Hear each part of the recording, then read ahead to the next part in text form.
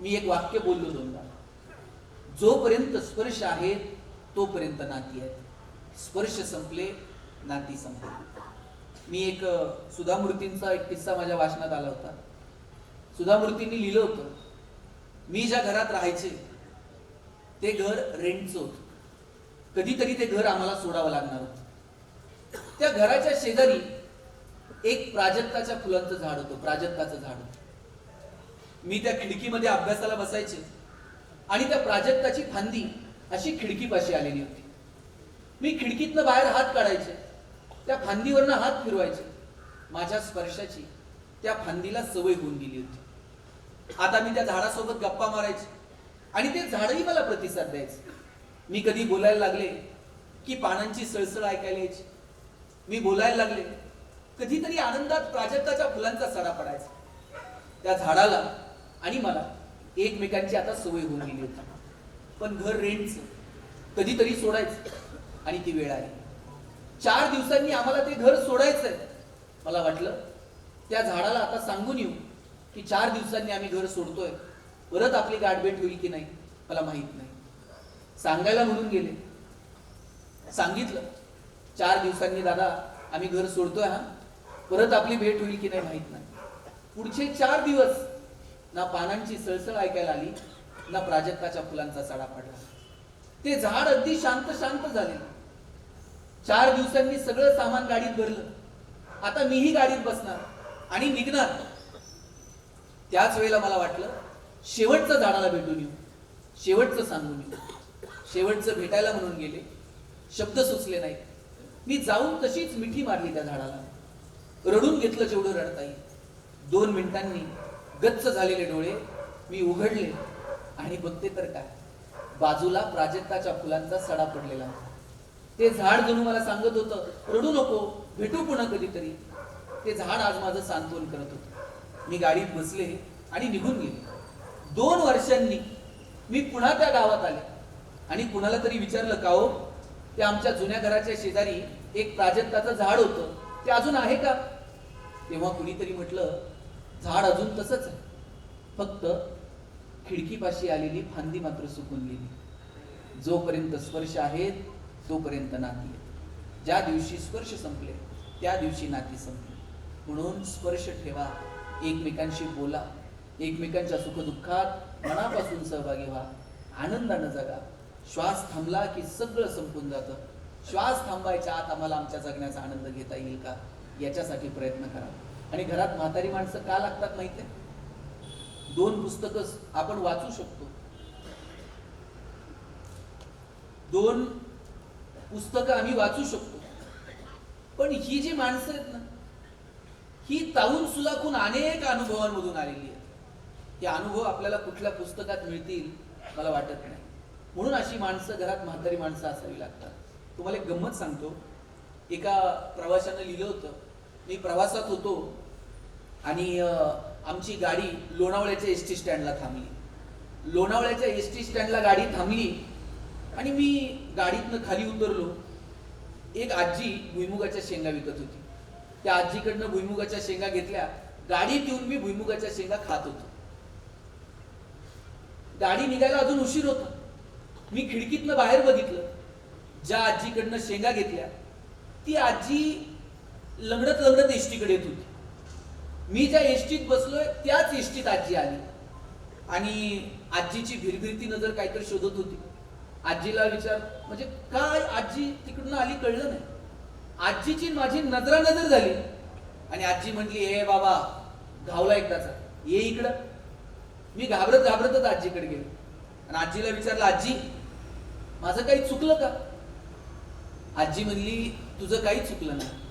शेंगा घेतल्या आणि पळत एसटीला आला. तुझे 4 आणे राहिली की माझ्याकडे, ते 4 आणे परत करायला मी इथं लंगडत लंगडत आले. आजी 4 आणे दिले एवढ्या लांब कशाला यायचं? म्हातारी म्हणती, तुझे 4 आणे जर माझ्याकडे राहिले असते तर ते परत करायला मला पुन्हा जन्म घ्यावा लागला असता. कोणत्या पुस्तकात हे बिझनेस इथिक्स शिकायचे मला सांगा, की तुझे 4 आणे सुद्धा माझ्याकडे उसने राहू नयेत. पोरगा म्हणला, आजे 4 आणे द्यायला एवढ्या लांब आली आणि तुझी शेंगाची पाटी तिकडे उघडी ठेवली होय, तुझ्या शेंगा कुणी नेल्या? मग त्यावर म्हातारी म्हणती, आंधळ्याची गुरं देव राखत असते. कोण आले माझ्या शेंगाण्याला? आजे नसती गाठभेट झाली तर हे चारण एखाद्या गरीबाला द्यायचे. त्यावर म्हातारी म्हणती, लोकांच्या पैशावर पुण्यही नाही कमवते, तुझे पैसे तुला राहते, माझ्याकडे येतील तेव्हा बघेल. काय म्हणायचं या भावनांना? मला वाटतं या भावना सांगायला घरात म्हातारी माणसं असावी लागतात. नातवाचं आणि आजोबाचं नातं, त्या नातीचं आणि त्या आजीचं नातं तुम्ही कुठून विकत आणणार आहात? कोणत्या मॉलमध्ये तुम्हाला ते विकत मिळेल? अहो, आजीनच गोधडी करायची असते आपल्या नातवासाठी, आपल्या नातीसाठी. आजीनच बाळोटी घेऊन पुढे जायचं असतं, आजीनच तो पाळणा हलवायचा असतो, आजीनच नातवासोबत नातीसोबत गप्पा मारायच्या असतात. बघा, आजोबांची आता सगळी दुनियादारी करून झालेली, सगळं जग त्यांचं बघून झालेलं आहे. आजोबांचा शेवटचा मित्र जर कोण असेल ना तर त्यांचा नातू असतो. आणि नातवाला तर अजून सगळं जग बघायचं. नातवाचा पहिला मित्र जर कोण असतो तर त्याचे आजोबा असतात. काय नाती आहे ती? तुमच्या घरात अनेक बेडरूम आहेत, पण त्यात जर तुमच्या आजी आजोबांना जर स्थान नसेल तर काय उपयोगाची ती घरं? घरं ही नुसती अशी भिंतींनी बनत नाहीत, घरं उभी राहतात ती माणसांनी. आणि म्हणून त्या घरात माणसं आहेत का तुमच्यावर जीवापाड प्रेम करणारी? मला वाटतं याचा विचार करावा. मी नशिबान समजतो स्वतःला की मला 12 वर्ष माझ्या आजोबांचा सहवास लाभला. आणि साहेब, आमचं घर इतकं छोटं होतं, एवढं पत्र्याचं घर आमचं. आजोबा असे कॉटवर झोपायचे, मी खाली झोपलेलो असायचो. रात्र मी माझ्या आजोबा गप्पा मारायचो एकमेकांचा. सकाळी जर उठलो तर आजोबा म्हणायचे, चला हात जोडा, म्हणा कराग्रे वसते लक्ष्मी, करमुले सरस्वती, करमध्ये तू गोविंद, प्रभाते कर दर्शन. आजोबा सांगायचे, देवासमोर हात जोडा आणि देवाला थँक्यू म्हणा. मी म्हणायचो, सकाळी सकाळी असं थँक्यू का म्हणायचं देवाला? ते म्हणायचे, डोळे उघडायला येतं कोण? कित्येक जण रात्री डोळे झाकतात, सकाळी त्यांचे डोळे उघडत पण नाही. आज त्यानं आपले डोळे उघडले, त्याबद्दल त्याचे आभार मानायला नको का? रात्री झोपताना आजोबा सांगायचे, हात जोडून आभार माना, आजचा दिवस चांगला गेला बरं का, उद्याचा पण दिवस येऊ दे, उद्याचा पण दिवस बघू दे. आभार मानले पाहिजे. अहो, जेवायला जर आम्ही बसलो तर आजोबा सांगायचे, ताटाच्या भोवती पाणी फिरवा. मी म्हणायचो, ताटाच्या भोवती पाणी फिरवल्यावर ताटातले अन्नपदार्थ बदलतात का? बाजरीच्या भाकरीची पुरणपोळी होते का? आजोबा म्हणायचे, ताटावर बसलं तर आभार मानायचे असतात. म्हटलं, कुणाचे आभार मानायचे? ते म्हणायचे, ज्यानं पिकवलं त्याच्या आभार माना, जिनं शिजवलं तिच्या आभार माना, आणि ज्यानं भूक दिली त्या भगवंताच्या आभार माना. काय कृतज्ञता होती? मला वाटतं ही कृतज्ञता आपल्यामध्ये असली पाहिजे. आता आमची सकाळीही मोबाईल नव्हते आणि संध्याकाळी मोबाईल नव्हते. सकाळी उठल्याबरोबर काल टाकलेल्या फोटोला किती लाईक्स आणि किती कमेंट्स, आणि रात्री झोप येत नाही तोपर्यंत आम्ही मोबाईलमध्ये असतो. मला वाटतं साधनांवरती आपली पकड असावी. साधनं ज्यावेळेस आपल्यावर रुबाब गाजवायला लागतात त्यावेळेस मात्र जगण्यातली सुंदरता वाहून जाते. म्हणून आयुष्य खूप सुंदर आहे. त्या सुंदर आयुष्याचा आनंद घ्या. परिस्थिती कुणाची कमी असेल, कुणाची मोठी असेल, त्याचं दुःख मानू नका. परिस्थिती सुधारवण्यासाठी प्रयत्न करा, पण आहे त्या गोष्टींचा आनंद घ्यायलाही विसरू नका. शेवटचा 1 मिनिट घेतो. मी ज्या घरात राहायचो ते घर पत्र्याचं होतं आणि माझे वडील शिक्षक. मी माझ्या वडिलांना म्हणायचो, आईला म्हणायचो, आई, सगळ्यांची घर स्लॅबची आणि आपलंच एकटं घर पत्र्याचं का? आई म्हणायची, तुझे वडील शिक्षक आहेत म्हणून घर पत्र्याचं. आई म्हणायची, शासनाचा JR आहे का, शिक्षकांनी स्लॅबची घरं बांधायची नाही. ती म्हणायची, कारत्या नशिबवान आहेस, पत्र्याच्या घरात जन्माला. मी म्हणायचो, का? ती म्हणायची, बघ, घर गरम व्हायला लागलं का तुला कळतं? उन्हाळा सुरू झाला. घर गळायला लागलं का तुला कळतं? पावसाळा सुरू झाला. शेजारच्या स्लॅबच्या घरात उन्हाळा कळत नाही, पावसाळा कळत नाही.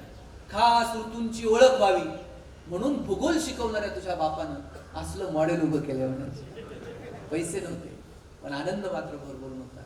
आयुष्यातल्या प्रत्येक क्षणाचा आनंद घ्या आणि खूप सुंदर आयुष्य जगा. या 3ही मुलांनी आपल्या आईची जेवढी सेवा करता येईल तेवढी सेवा केली. शेवटच्या श्वासापर्यंत आईला आधार देण्याचं काम केलं. खरं तर ज्याला जन्म आहे त्याला मृत्यू आहे. मृत्यू इतकं शाश्वत या जगात दुसरं काहीच नाही. आणि म्हणून आपण कितीही म्हटलं तरी हे दुःख बाळगू नका. तरी कुटुंबाला ते दुःख असणार आहे, पण त्या दुःखातून सावरण्याची शक्ती, बुद्धी आणि सामर्थ्य भगवंत त्यांना देवो अशी अपेक्षा व्यक्त करतो. आपल्या सगळ्यांच्या वतीनं नानींच्या चिरात्म्याला शांतता लाभो अशी पंढरीच्या पांडुरंगाच्या मी प्रार्थना करतो आणि सेवेला पूर्णविराम देतो.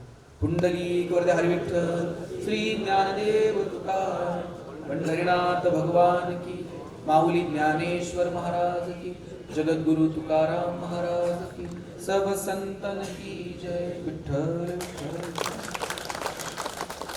महाराज खरं सांगू का, हे थांबवूच नाही असं वाटत होतं, परंतु त्याला काही विलाज नाही. प्राध्यापक गणेश शिंदे, जीवन सुंदर आहे, आयुष्यावर बोलू काही, सुख नावाचं पुस्तक. सुख म्हणजे नक्की काय? संत ज्ञानेश्वर महाराज, जाणता राजा छत्रपती शिवाजी, संत चरित्र अशा अनेक विषयांवर महाराजांची व्याख्यानं गाजलेली आहेत. त्यांच्या पत्नी संमित्रा ठापारे या देखील महागायिका आहेत आणि अत्यंत नेहमी आनंदी असणारे महाराज इतरांना आनंद देण्याचा प्रयत्न करतात. बोलताना त्यांच्यामध्ये असणारी सहजता आपण आपल्या शब्दातून सगळ्यांना मंत्रमुग्ध करून टाकलं आणि कित्येक काळ आपण स्मशानभूमीमध्ये नाहीच आहोत अशा प्रकारे वाटलं. तुम्हाला धन्यवाद देतो. या अगोदर देखील 10-12 वर्षापूर्वी हायस्कूलमध्ये आपण आला होता. त्याचप्रमाणे भरत शेट्टे या ठिकाणी आहेत. भरत शेट्टे तर तुम्ही लाडके आहात, तुम्हाला धन्यवाद देतो. राजुरीच्या